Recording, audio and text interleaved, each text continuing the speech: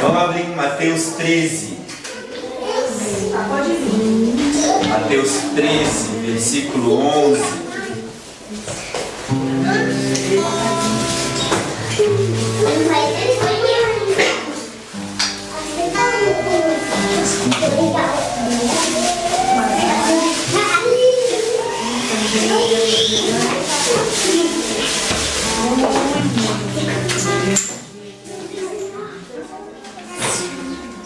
Vamos lá, gente? Vamos lá, Mateus 13, versículo 11. A Giovana vai ler pra gente? Não sei ler. Calma. Daqui a um ano a gente se encontra aqui e eu quero que você leia pra gente, tá bom? Então vamos lá. Vamos começar na segunda parte do versículo 11.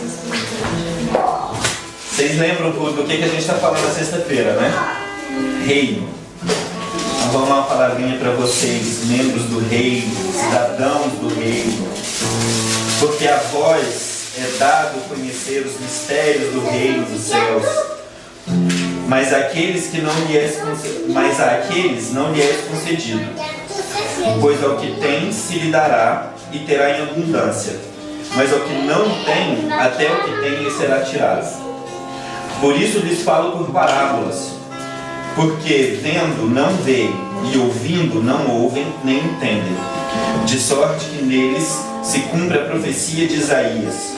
Ouvireis com ouvidos e de nenhum modo entendereis, vereis com os olhos e de nenhum modo percebereis.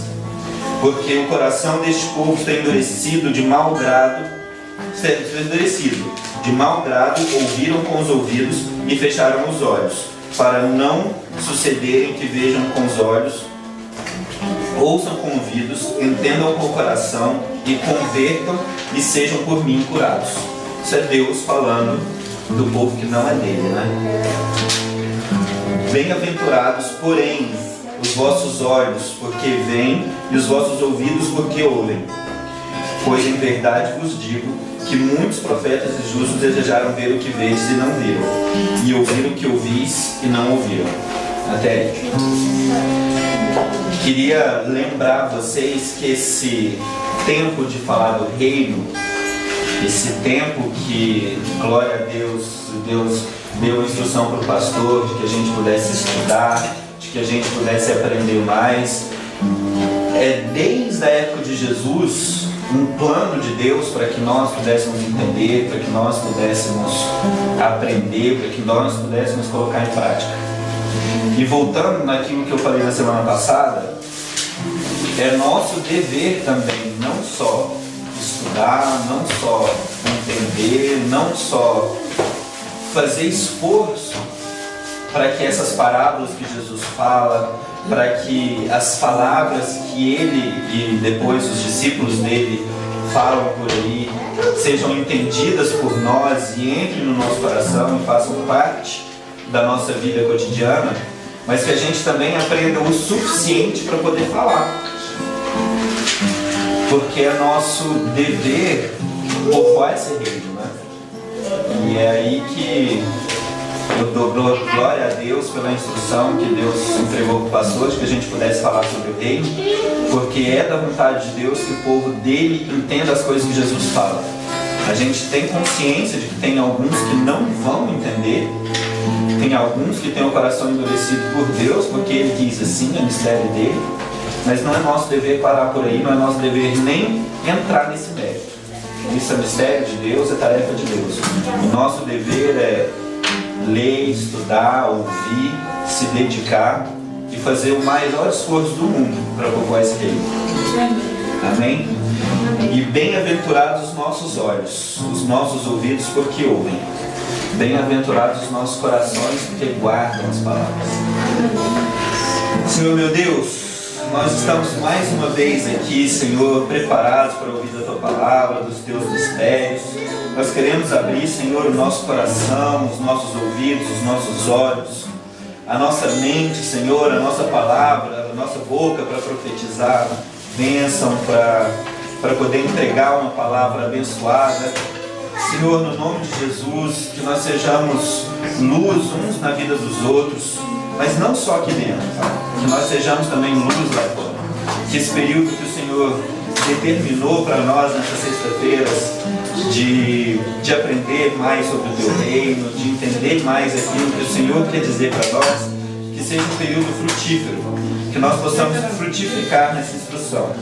E que no nome de Jesus, Papai, nós possamos fazer sempre da Tua vontade, nós possamos cumprir sempre do Teu desejo, que é de ir lá fora pregar e povoar esse reino. Que nós possamos, Senhor, não só ouvir e entender, mas que nós possamos guardar cada palavra, de forma também a passá-la para frente. Guarda, Senhor, esse culto, guarda, Senhor, todo o tempo que estamos juntos e tem liberdade no meio de nós. Em nome de Jesus. Amém. Grandes coisas, né, Pai? Obrigada pela cura da Nádia. Obrigada, Senhor. Deus, pode sentar, irmãos, porque a palavra que eu ia ler para a abertura desse culto já foi dita. Deus tem um mistério dessa igreja. E sempre que eu tenho algo para dizer, Ele comunica aos meus irmãos, estando totalmente ajustados no espírito, né? Isso é tão bom, traz tanta alegria, traz tanta confiança de que Deus está falando com a gente, falando comigo. Eu sei que Ele passou a tarde estudando comigo na biblioteca. E eu sei que Ele está nisso. Ele está nisso.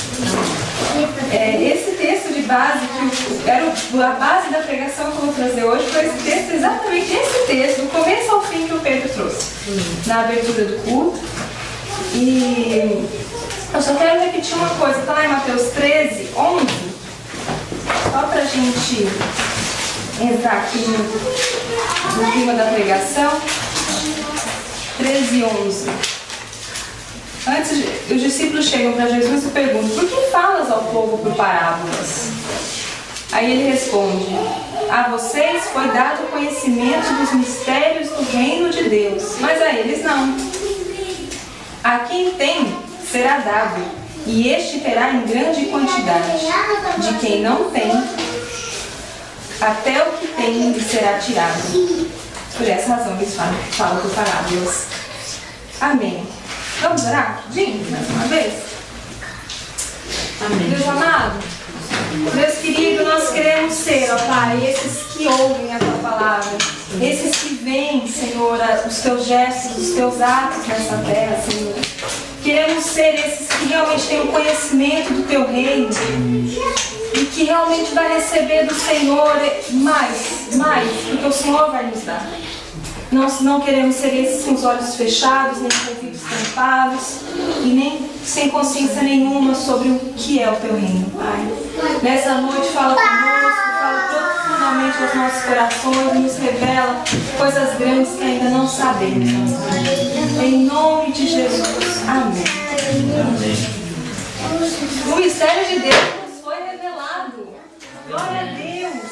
E quem mais sabe, quem mais tem esse conhecimento, mais será dado. Amém. E aquele que não tem, o pouco que tem, vai ser tirado. Amém? Amém. Fico feliz pelos que Deus faz. Amém. Há 2 semanas a gente tem estudado o reino de Deus, né? Na primeira o Michel falou sobre vivermos as promessas que estão lá em Mateus 6. Que a gente tem que buscar o reino e a justiça, para que as outras coisas, das nossas necessidades, aquilo que na verdade desejamos todos os dias, oramos todos os dias, sejam cumpridas. E Deus fala: não, mas o mais importante é o reino. Essa oração de vocês deveria ser o inverso. Vocês deviam orar muito mais para buscar o reino do que pelas necessidades de vocês, porque isso eu faço. Só que a gente chegou a uma questão, afinal de contas, que reino a gente tem buscado. Porque às vezes insistimos em buscar aquele que está na nossa mente, aquele que a gente construiu no nosso castelinho de fantasia de o que é uma vida cristã, e não exatamente o reino do qual Jesus tem falado na sua palavra, né? Que é o pregamento, é o fundamento da pregação de Jesus. Vimos na segunda semana como que esse reino é estruturado. né? O Pedro trouxe uma palavra muito interessante sobre a organização do reino, que o reino tem estrutura, tem uma organização, ele tem símbolos, ele tem leis próprias, né? E é impressionante como o modelo do mundo copia o modelo de Deus, né? Eu creio que o modelo de reinos, na verdade, copia aquilo que Deus criou anteriormente. E se a gente observar em toda a sociedade, toda, quer ela moderna, quer ela primitiva, né? Vamos pôr entre aspas, porque a sociedade primitiva é o nome que a gente dá para sociedades que são diferentes das nossas, todas elas são estabelecidas em hierarquia, em organização de poderes. Né? E a gente falou, eu lembro de ter falado uma vez numa pregação, porque nós vivemos num reino, o reino tem um rei, tem um povo, tem uma terra, tem uma língua, aí o Pedro citou, tem uma língua, tem uma lei e tem uma bandeira, né, Pedro? Realmente, o rei existe, o povo somos nós, a terra é que a gente ainda está para chegar nela, essa terra prometida, né? A terra onde vai acontecer a consumação desse reino de Deus. Falamos também sobre a rainha da Inglaterra, citamos, e eu lembro que acho que foi uma pregação que vocês passaram para a gente, falando por que o reinado de Jesus é diferente do reinado, e deve ser diferente do reinado da rainha da Inglaterra. Porque ela é admirada, ela é adorada, louvada, né? Todos louvam aquela mulher, respeitam aquela mulher, mas ela não manda. Quem manda é o primeiro-ministro, é o parlamento, né? E no modelo que Deus estabeleceu, ele é o rei, ele é o soberano. Ele não só é admirado, é louvado, todos amam esse rei, mas todos obedecem ao seu mandado, ao seu comando, né? E a gente sabe, porque a gente pode ver no Antigo Testamento, o próprio rei Davi, naquela oração que a gente conhece muito bem, que é 1 Crônicas 29, o pastor citou ela semana passada. Ele faz uma oração e ele fala, é o reino, Deus tem um reino, o soberania, o reino, o Senhor, ele é o Senhor, ele é o rei, ele é o soberano, né? Então a gente vê essa estrutura de reino no Antigo Testamento todo. Mas no Novo Testamento Jesus traz essa noção de reino de uma maneira bastante incisiva e muito forte mesmo, e diferente da maneira como a gente aprendeu no Antigo Testamento. E ele vai usar essa palavra, reino dos céus e reino de Deus. Ele vai usar esses termos, né? Reino dos céus e reino de Deus.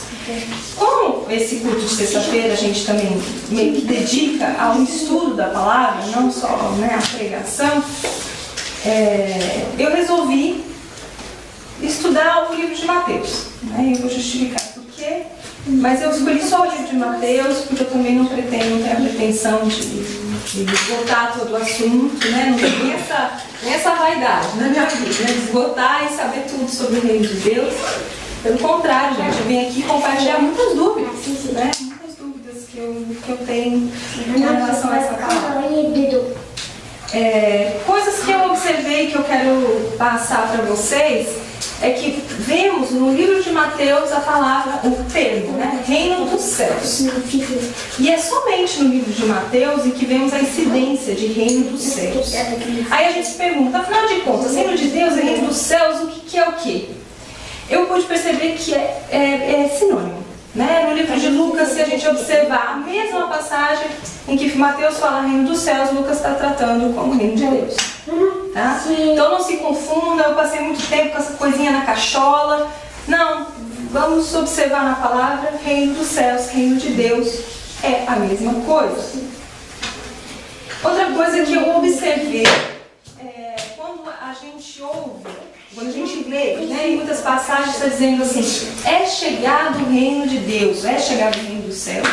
Em outras está dizendo, o reino dos céus está próximo, o reino de Deus está próximo. Eu observei também que são opções de tradução, né? E isso para a gente é muito forte, porque determina o tempo, né? Mas são opções de tradução. E até eu quero, quando a gente for estudar no Boas Novas, no nosso curso que a gente vai fazer, o estudo da Bíblia e francês dos Evangelhos, fazer uma observação sobre a tradução, porque a tradução é um ministério, gente. Né? É um ministério que eu preciso de oração, né? traduzir não é fácil. E são escolhas, as pessoas selecionam realmente. E nós temos que aprender a conviver com isso, porque Deus escolheu assim. Né? Deus escolheu falar, né? Escrever, que seja escrito em uma língua, para que a gente tenha que conviver com a tradução. E é para isso que a gente tem o Espírito Santo de Deus, né? Ou seja, o reino dos céus está próximo e a chegada do reino dos céus é uma opção de tradução. Então, eu quero dar aqui a dica de professor, de todo bom professor, por isso que eu estou sendo rigorosa aqui nesses aspectos, né? Porque eu aprendi isso na minha vida acadêmica, né? Que para qualquer pesquisa que a gente faz, existe trabalho, rigor e humildade. Né? Trabalho, rigor e humildade. Trabalho que você tem que realmente arregaçar as mangas e passar horas concentrado nisso. Rigor, porque você tem que analisar. Te deu um problema? O reino dos céus, o reino de Deus é diferente? Vamos observar, vamos ver. E humildade é para aceitar que você não sabe tudo. Para aceitar que nem tudo vai ser revelado para você agora. Nem tudo. E tem certas coisas que você às vezes vai falar bobagem. Né? Mas a chave, quando a gente pesquisa a Bíblia, é que a gente tem o Espírito Santo. Essa é a nossa chave. Né? Esse é o limite para o nosso rigor. Né? Que às vezes eu também estava aqui perguntando, Deus, mas aí o reino dos céus está aqui, está lá, está onde? Deus me falou, o que importa? Agora. O que importa eu te responder isso agora? Não é mais importante você saber como é que você entra nele? Não é mais importante você se concentrar em cumprir aquilo que eu tenho mandado? Né? Do que saber essas coisas? Então ele é o limite para esse meu rigor. Ele também é a força do meu trabalho, o Espírito Santo. E é nele que estabelecemos a nossa dependência para sermos humildes. Né? Bom, eu não vou ter a pretensão de resolver nenhum enigma aqui. Vou compartilhar as minhas dúvidas mesmo. A dúvida... Porque a gente vai observar Jesus falando que esse reino existe desde a criação do mundo. E o mesmo Jesus vai falar assim, esse reino acaba de chegar. E o mesmo Jesus vai falar, anuncia que o reino está próximo. Amém? Então vamos estudar, para a gente não falar bobagem, né? Eu convido vocês nessa regrinha de professor para a gente estudar mesmo, para a gente não ficar, não ficar aí à toa, né? Falando qualquer coisa que vem na mente, que a gente acha, que a gente pensa. Vamos ser mais rigorosos naquilo que a gente pode ser, né? E a igreja que eu frequentei lá na Espanha, chama Amistade Cristiana, né? Ela tem um emblema que fala assim, su reino aqui, né? O seu reino aqui. E eu falei, nossa, que linda essa ideia. E eu creio realmente que a cultura do reino, a cultura do céu, nós podemos viver na terra. E um pedacinho do céu nós podemos viver na terra como igreja. Eu creio nisso. Independente dessas oscilações. Mas o que importa? Né? O que importa é que Jesus apresentou esse reino de Deus como nunca foi apresentado antes. Ele não só apresentou como nunca foi apresentado antes, como também ele insistiu muito.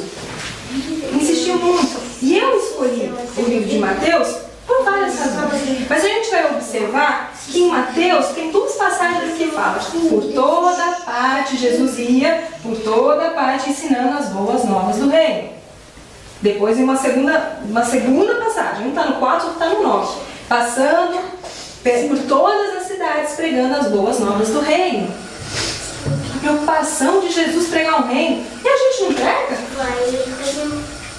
A preocupação dele pregar o evangelho do reino. Em Mateus,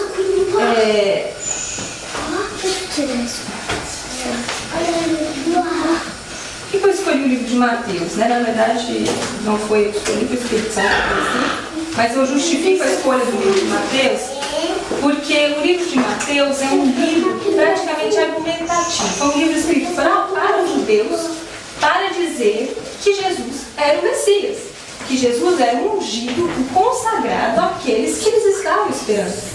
Tanto é que no livro de Mateus, de todos os outros evangelhos, vocês vão observar que é o que mais faz referência ao Antigo Testamento. É que trata Jesus como filho de Abraão. Ele vai tentar resgatar isso, convencer o judeu que Jesus era judeu e que ele era o rei dos judeus. E ele morreu como rei dos judeus. Então, e por que esse reino? E por que esse rei? Porque a gente sabe que o Messias era aquele que estava sendo prometido para reconstruir a nação de Israel e restabelecer o reinado de Davi e trazer paz ao mundo. Essa era a expectativa, né, dos judeus. E Mateus escreveu esse livro mostrando que Jesus era mais do que isso. Era mais do que isso. Porque Jesus não veio pregar a restauração do reino de Davi e nem do reino de Israel, vocês observaram? Jesus não pregou a restauração do reino de Davi. O reino que ele pregou é muito maior, é eterno. Esse não passa. Não passa. Muito maior, muito mais valioso. E por onde ele foi, ele falou desse reino. Quando ele reuniu os 12 para enviar, e isso o Pedro falou agora no começo, nós somos responsáveis por povoar esse céu, povoar esse reino, né? Quando ele enviou, ele pegou e deu uma listinha. Está lá em Mateus 10, né? Não precisa abrir agora, mas está lá em Mateus 10. Ele deu uma listinha do que vocês devem fazer. Primeiro, vocês vão pregar para os judeus. Vocês não vão pregar para os gentios agora, vocês vão pregar para os judeus, tá? Vocês vão para aqueles, as ovelhas perdidas de Israel. Segundo, onde vocês forem, vocês vão dizer: o reino de Deus está próximo. Qual é a importância disso? Qual a importância? Vai lá, prega os judeus e fala: o reino de Deus está próximo. Depois ele falou: curem enfermos, ressuscitem mortos. Ele mandou ressuscitar morto. Quem vai questionar? Quem fez? Vamos lá, a gente tem que cumprir essa também. Purificar os leprosos e expulsar os demônios. Aí ele fala: não leva ouro nem prata. E depois ele fala: não tenho cuidado, mas não tenho medo. Eu falei: não tenho medo. Ele mandou a gente fazer isso, anunciar esse reino, anunciar esse reino. E é interessante que quando ele fala, lá no Mateus 24, lá na frente, quando ele vai falar assim do fim dos tempos, vai falar das coisas que vão acontecer, e ele cita de novo: e este evangelho do reino será pregado em todo o mundo como testemunho a todas as nações, e então virá o fim, o evangelho do reino. E eu vejo engraçado, Jesus falou tanto de reino e a gente fala tão pouco, né? Este evangelho do reino será pregado por todo mundo. E aí vai ser o fim. A gente percebe também que antes de Jesus veio uma pessoa anunciar esse reino também. Foi João Batista. Foi João Batista. E João Batista, o próprio Jesus fala, né? Ele era o menor no reino, mas é o maior na terra, é o maior nascido de mulher, né? Mas no reino ele é o melhor, só para vocês terem uma ideia do que é esse reino. Mas quem é o maior do reino de Deus? Ou do reino dos céus? Quem sabe me dizer quem é o maior? Porque essa pergunta foi feita para Jesus. E um momento chegaram e falaram assim: mestre, mas quem é o maior no reino de Deus? Alguém sabe? Alguém lembra? Não, ele fala das crianças. É quando ele fala das crianças. Ele fala aquele que tem a humildade da criança, aquele que não se converter e não tiver o coração. É uma coisa assim, deixa eu achar certinho a palavra, Mateus 18. Se vocês não se converterem e não se ornarem como crianças, jamais entrarão no reino dos céus. Portanto, quem se faz humilde como esta criança, este é o maior do reino dos céus. Amém? Vai ter uma outra ocasião que Jesus vai falar, e eu vou deixar para o final, que ele vai falar quem é o maior e quem é o menor no reino dos céus. Então Jesus ele fala através de sermões, através de ensinamentos e através de parábolas. São discursos diferentes, né? Mas ele prega sempre o reino. E eu não sei se vocês repararam, mas as parábolas de Jesus, muitas delas, principalmente no livro de Mateus, começam com: o reino de Deus é como? O reino de Deus se parece como? O reino de Deus se assemelha a. Se parece como? Assemelha a.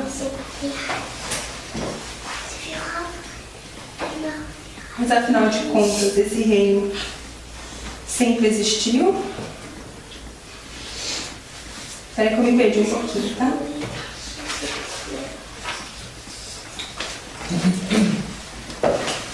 Vocês estão acompanhando, né? Tá tudo bem. Depois a gente vai fazer a leitura junto do livro de Mateus, aí vocês vão saber muito mais do que eu posso ensinar.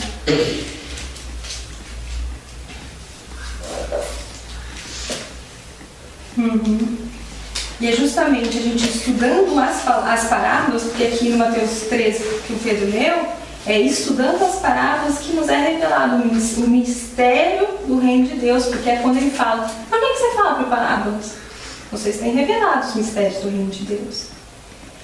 E eu amo muitas parábolas, eu sempre estudo e tenho certeza que o que me é revelado ainda é um pouquinho do que realmente tem para ser através das parábolas, né?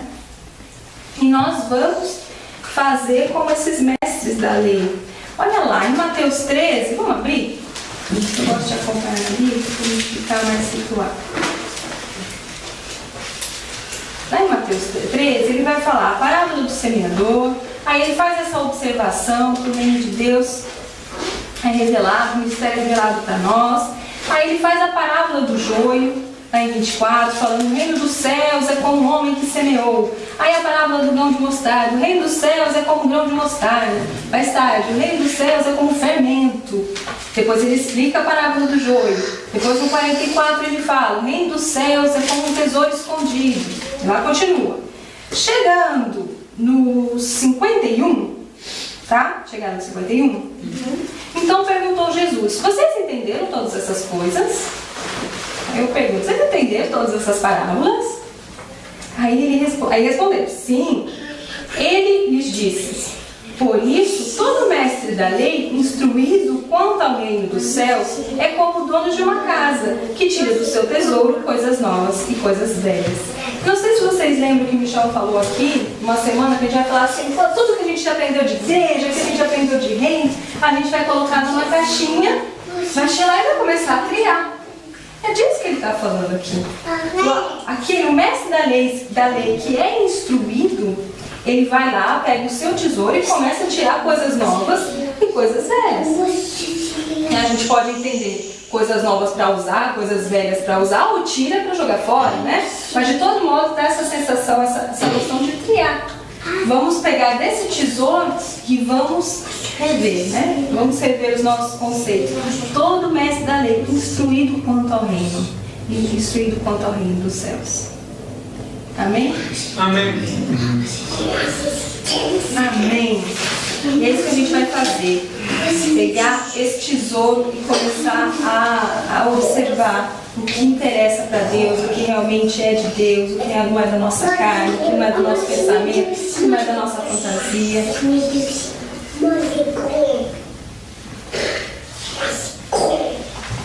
Dessas parábolas que nós observamos e de todas que eu pude, porque eu tenho essa é a minha maneira de estudar. Eu fiz mais um estudo hoje mesmo. Eu faço levantamentos de sistemas, levantamentos dos meus próprios sistemas.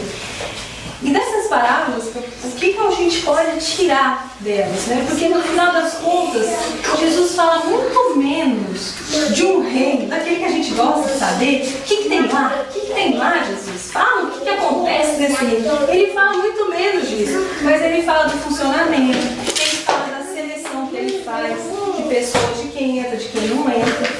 Ele passa mais tempo falando sobre isso. Ele fala de como o inimigo prejudica a ação, a semente que é boa, como que ele age nesse reino. Ele fala como as pessoas devem estar preparadas para entrar nele. É disso que ele fala.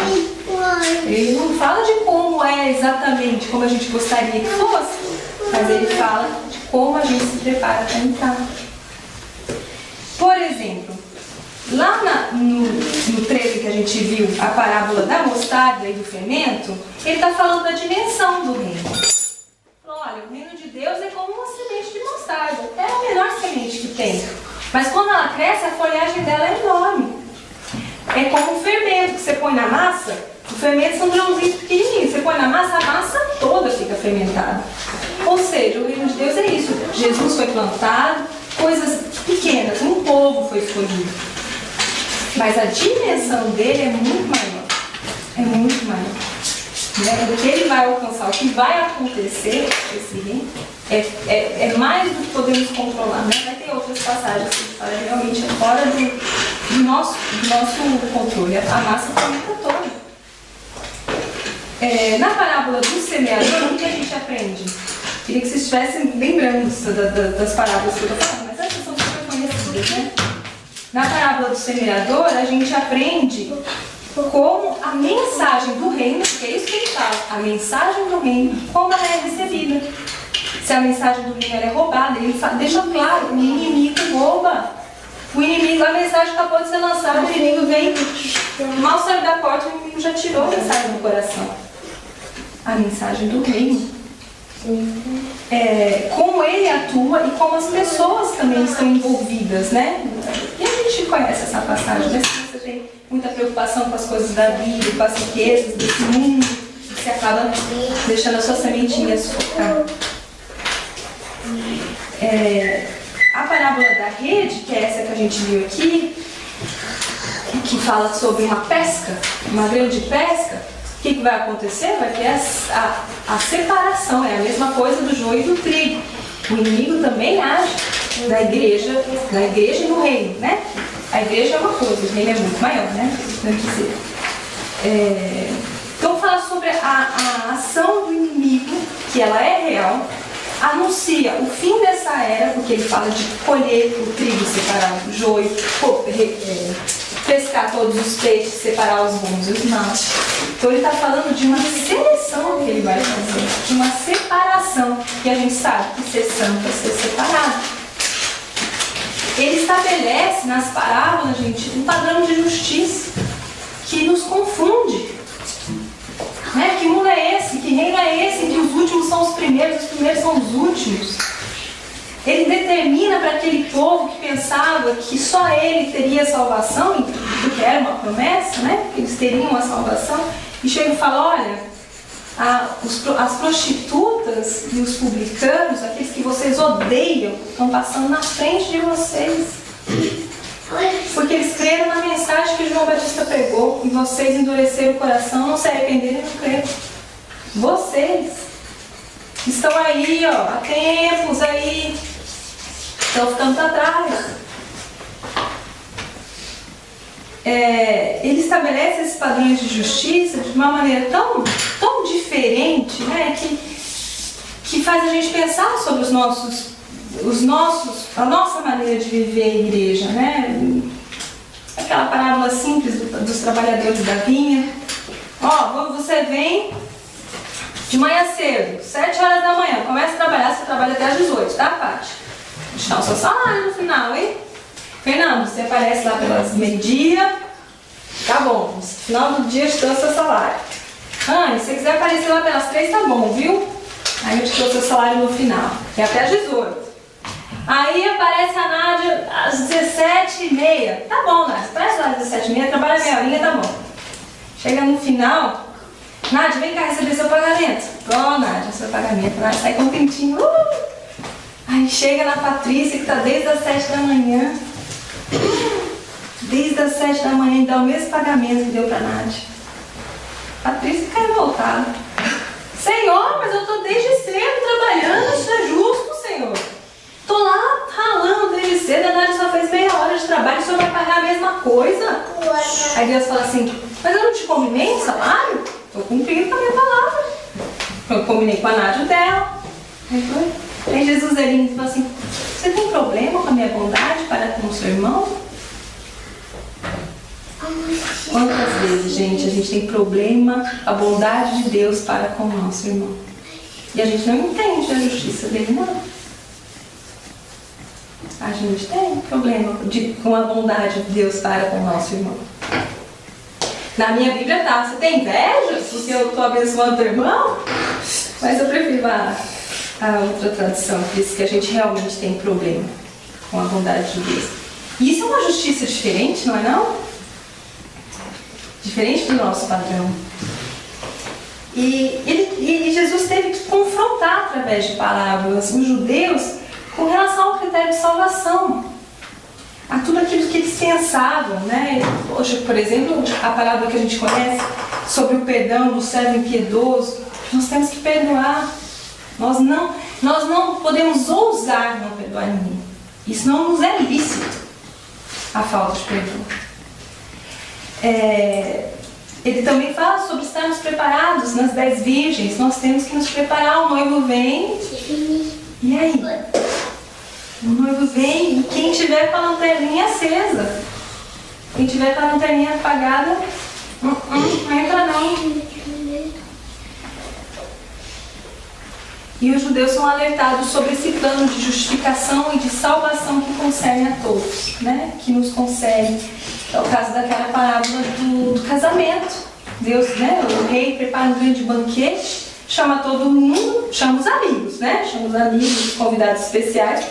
Aí os convidados não querem, os amigos não querem ir, porque estão muito ocupados, está cada um fazendo a sua coisa, ninguém quer não dá importância para esse rei. Esse rei não é muito importante assim na minha vida, tem as coisas mais importantes para fazer. Aí até que esse rei voltava e falou, peraí, então chama todo mundo aí, os bons e os maus, pode chamar, né? A palavra diz, chama os bons e os maus, vem chamar aqui na minha festa. Aí chegam os todos lá, aí o rei passeando, observa um e fala, ixi, tua veste não tá limpa não, é branca, você não tá vestido pra veste nupcial, não é rei. Eu tô confundindo, gente, mas rei, esse é o noivo, que é a veste nupcial, tá? É que o rei tá em Lucas. É um banquete de casamento, isso mesmo. O rei está em isso. Você vê, são parábolas semelhantes, mas nem sempre são as mesmas. Você não está preparado. E aí? Isso nos concerne. A gente não gosta de pregar isso não, mas isso nos concerne. Vamos ser nós que vamos apresentar diante do noivo, se a nossa veste vai estar limpa ou não. E a última que eu gostaria de compartilhar, eu estou fazendo só um refrescado do que pode ser esse reino de Deus para nossas vidas. E engraçado que Jesus não falou aquilo que a gente gosta de ouvir. Ele falou de outras coisas. Ele falou da parábola dos 2 filhos. O pai chega para os 2 e fala, filho, vai me ajudar lá na plantação hoje? Aí o filho fala, eu vou, pai, eu vou. Tô indo lá, não. Aí chega para o outro filho, vai me ajudar lá na plantação hoje? Aí ele fala, vou não, pai, tem muita coisa para fazer, não dá. Aí chegou lá na hora, o filho que tinha falado, eu vou, não apareceu. E o que tinha dito que não ia, foi. Aí ele pergunta, quem fez a vontade do pai? No final, quem fez? É o que promete ou o que cumpre? É o que promete ou o que cumpre? E nesse aspecto eu queria chamar a atenção de vocês sobre a nossa... E eu falo de mim, gente, porque eu sofro com isso diariamente, a minha luta contra a minha carne. Eu estou disposta, sempre, me dão uma ideia nova, ou me convidam para alguma coisa, eu estou sempre disposta. Mas eu nem sempre estou disponível. Nem sempre estou disponível. Na hora do vamos ver, aí acho que não vai dar, é um pouco isso aqui. Ele estava disposto, mas ele não estava disponível. O outro disse que não ia, na hora ele estava lá. E o que importa? Quem faz? O que importa é quem cumpriu a palavra. O que importa não foi a intenção. O que importa foi aquele que obedeceu. Né? É isso que importa para Deus. É aquele que venceu, perseverou e recebeu a coroa da vitória. Amém. Amém? Gente, eu vou finalizar aqui com uma parte do Sermão da Montanha, mas antes eu queria só realmente falar. Eu imagino que no livro de João, no livro de Lucas, deve ter passagens maravilhosas que falam sobre o reino, e por isso que a gente está compartilhando aqui. E eu sabia que a gente ia continuar estudando isso o mês inteiro, então bora pra frente, vamos estudar. Além disso, as cartas também, né? Sem contar o que tem no Antigo Testamento. Mas as cartas também falam, né? O apóstolo Paulo fala sobre o reino também. E quanto a tudo isso, vamos lá em Mateus 5. Só para terminar.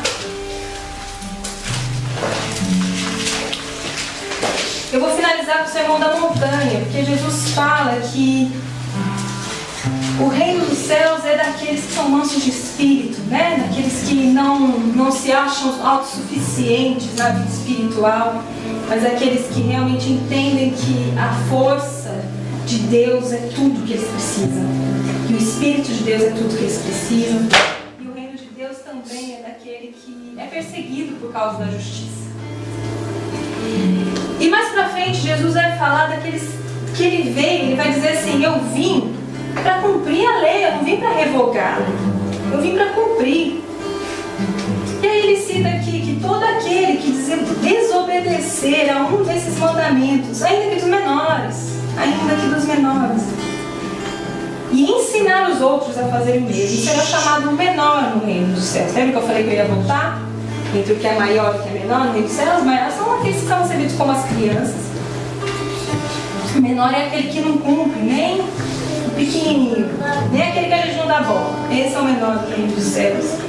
Mas todo aquele que praticar e ensinar esses mandamentos será chamado grande no reino dos céus. Amém? Pois eu lhes digo que se a justiça de vocês não for superior, muito superior aos fariseus e mestres da lei, de modo nenhum entrarão no reino dos céus. Se não for muito superior aos mestres da lei. Está aqui em Mateus 5,20, tá? Se a nossa justiça não for muito superior, a gente não é. E aí, Jesus traz aqui, ele começa a falar de coisas muito fortes para nós. Ele fala: olha, vocês ouviram? E são várias passagens. Vocês ouviram isso? Vocês aprenderam isso? O sentido é esse. Vocês ouviram, quer dizer, vocês aprenderam com a lei. Vocês ouviram? Mas agora eu tenho novas coisas para te dizer. Eu vim cumprir essa lei. Mas olha como que eu vim cumprir essa lei. Vocês ouviram pelos antepassados que vocês não podiam matar. Mas eu digo que se vocês irá contra o teu irmão, já está fora do meu padrão. Vocês ouviram com antepassados que vocês não devem adulterar.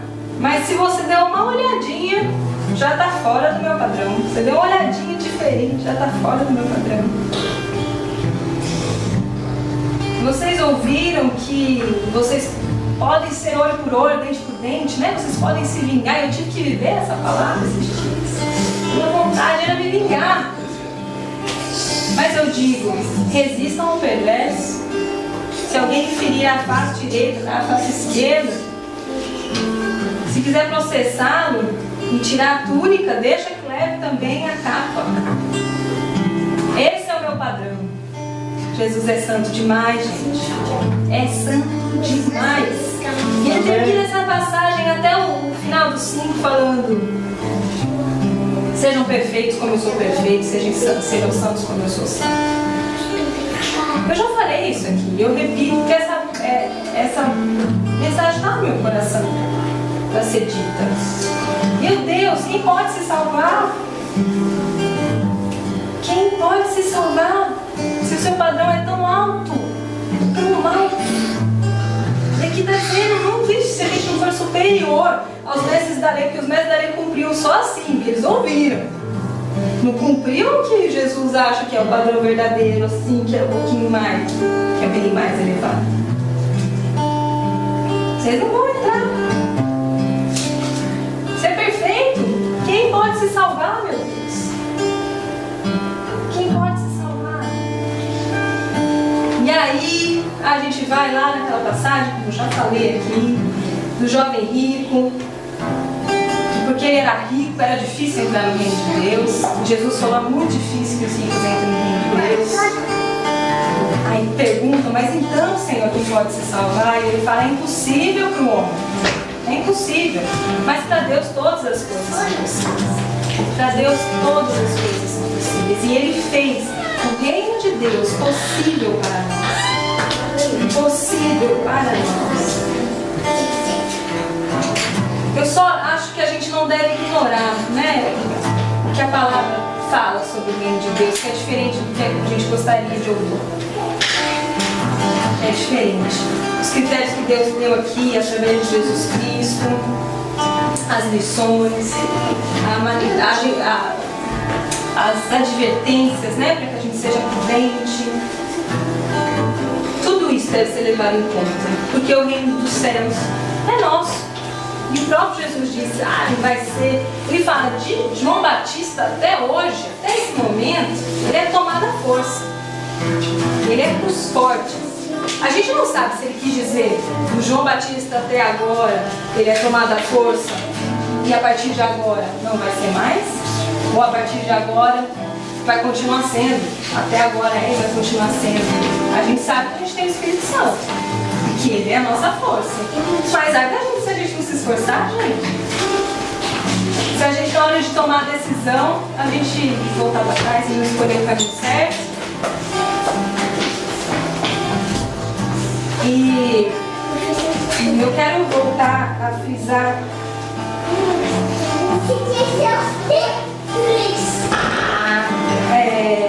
uma frase que eu guardei do pastor Massal, quando ele repensou a igreja.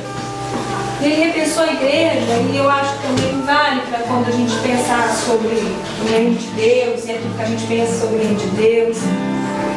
Ele falou assim, que por falta de amor a gente tem criado sistemas. Por falta de amor a gente tem criado estruturas e tentado encaixar as pessoas em estruturas, em sistemas, em modelos. Por falta de amor. Se a gente vivesse o mandamento, vivesse realmente plenamente o amor, a gente não ia precisar viver sistema, estrutura e modelos, né? Vocês entenderam? Amém. Muita informação, né? Eu imagino que seja mesmo. É o livro inteiro de Mateus na cabeça. Mas eu convido vocês a lerem e esperarem receberem de Deus a revelação, né, dessas palavras. Leia o livro de Mateus essa semaninha. Ele é longo, ele é grande, mas nada grande, tá? E eu queria orar com vocês um pouquinho. Depois a gente vai orar junto. Pode ficar sentadinho, baixar a cabeça. Deus, Senhor Jesus. Senhor Jesus, que reino é esse, Senhor? Que reino é esse? Que os últimos são os primeiros são os últimos. Que reino é esse, Senhor? Que devemos estar com vestes limpas para poder fazer parte do banquete. Que reino é esse, Deus? Devemos estar preparados com as lâmpadas acesas, ó Pai. Que reino é esse, Senhor? Que reino é esse, Pai? O Senhor convida a estarmos com o Senhor, ó Deus, naquele grande dia.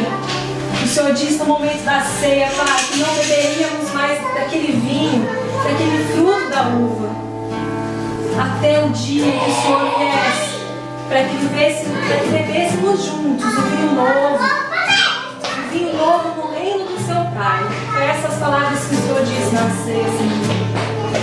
Queremos sim, Senhor, viver nesse reino do Pai, todos os dias da nossa vida, entender que o Senhor é o Senhor das nossas vidas, que nós temos etapas para passar, nós temos que atravessar essa porta, temos que entrar nesse reino, porque a palavra diz que nós temos que entrar nele, e essa mesma palavra diz que ele já está em nós.